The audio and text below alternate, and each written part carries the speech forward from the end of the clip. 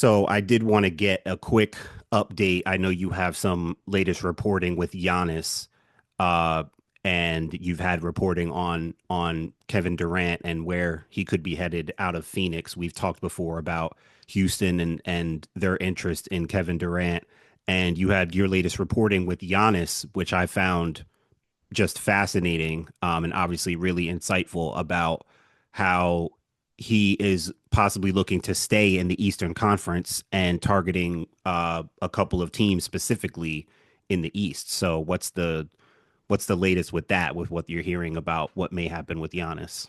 Reporting hasn't changed. There were a couple of reports that I put out May 3rd, May 14th, and May 16th.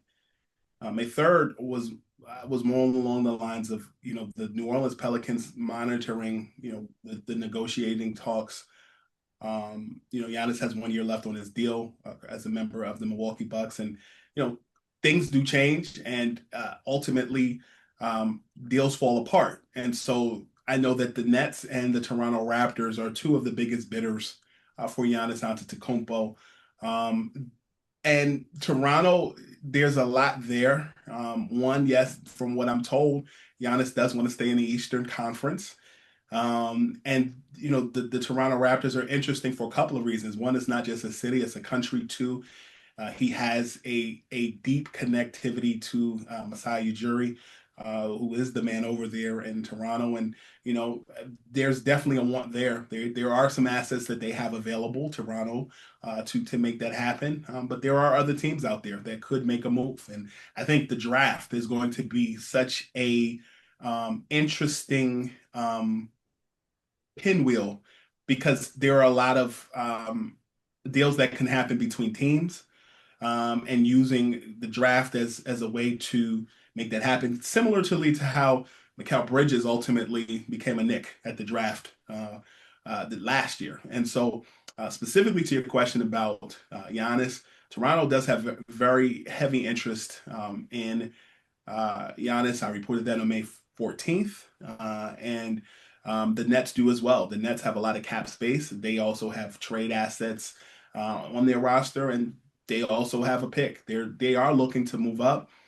So there's a lot there from folks that I've spoken with across the league. There's a feeling that the draft may not go one, two, three, like many hope. Um, and so Cooper Flag as the number one overall pick, you'd hope. Dylan Harper as the number two pick.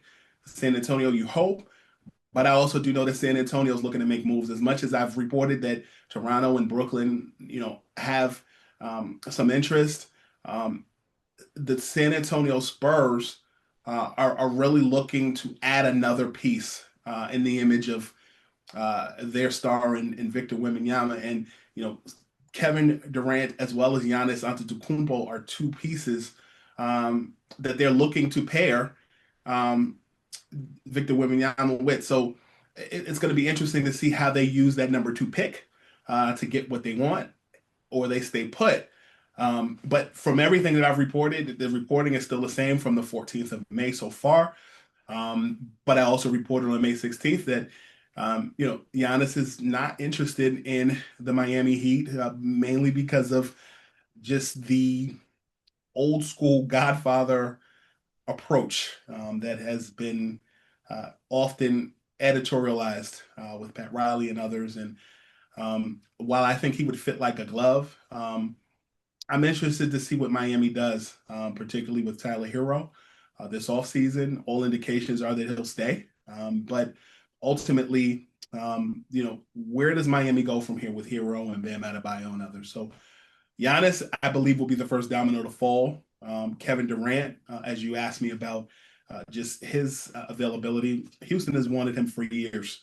The relationship with Ime Udoka, going back to their days, both being employees of the Brooklyn Nets, as well as Kevin Durant's best friend and Royal Ivy, who's an assistant coach with the Rockets as well. There's clearly a connectivity there. But from what I know,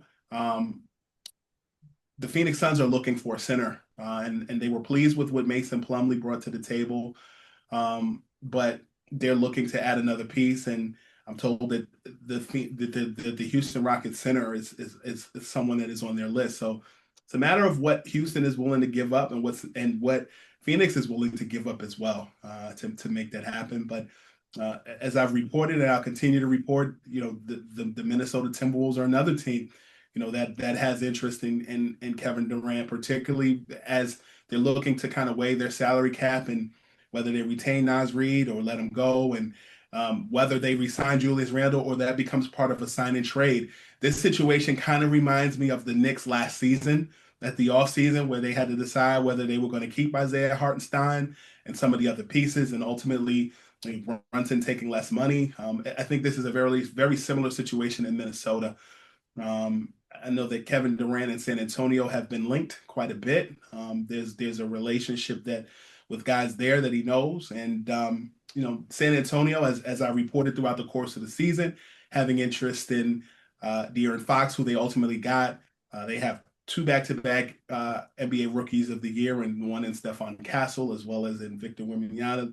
San Antonio's looking to retool.